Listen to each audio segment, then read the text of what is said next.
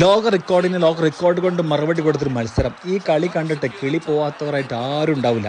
2006 March 12 അന്നൊരു ഞായറാഴ്ച ആയിരുന്നു. ജോഹന്നാസ്ബർഗിൽ ഓസ്ട്രേലിയ സൗത്ത് ആഫ്രിക്ക 5ാം ഏകദിന മത്സരം നടന്നുകൊണ്ടിരിക്കുകയാണ്.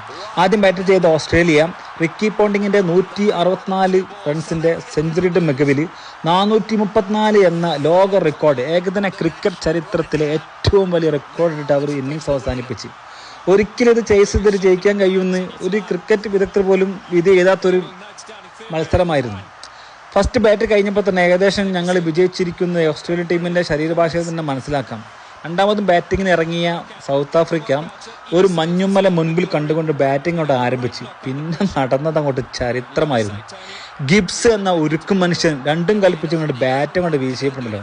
ഓസീസിൻ്റെ ലോക റെക്കോർഡ് വെറും മണിക്കൂറുകൾ മാത്രമായി ചുരുങ്ങിപ്പോയി. ഒരു വശത്ത് റിക്കി പോണ്ടിങ്ങിന്റെ ആറാട്ടായിരുന്നെങ്കിൽ മറുവശത്ത് ഹർഷൻ ഗിബ്സിന്റെ അഴിഞ്ഞാട്ടമായിരുന്നു.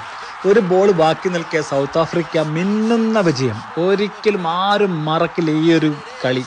അത്രക്കും ഗംഭീരമായ ഒരു വിജയം സൗത്ത് ആഫ്രിക്കക്ക് അന്ന് കിട്ടിയപ്പോൾ അഹങ്കാരികളായ ഓസ്ട്രേലിയക്ക് കിട്ടിയ ഏറ്റവും വലിയ അടിയായിരുന്നു. ഈ കളി കണ്ടിട്ട് കിളി പോവാത്തവരായിട്ട് ആരും ഉണ്ടാവില്ല. പിറ്റേന്നത്തെ മലയാള മനോരമയിലെ ഹെഡിങ് 8ാം മഹാത്ഭുതം എന്നായിരുന്നു കൊടുത്തത്. സ്പോർട്സ് പേജിലല്ലായിരുന്നു, ഫ്രണ്ട് പേജിൽ തന്നെ ആയിരുന്നു മലയാള മനോരമ കൊടുത്തത്. മാതൃഭൂമി കൊടുത്തതോ അവിശ്വസനീയം എന്നായിരുന്നു. അത്രക്കും നല്ല ഗംഭീര വിജയമായിരുന്നു അന്ന് സൗത്ത് ആഫ്രിക്ക അന്ന് നേടിയെടുത്തത്.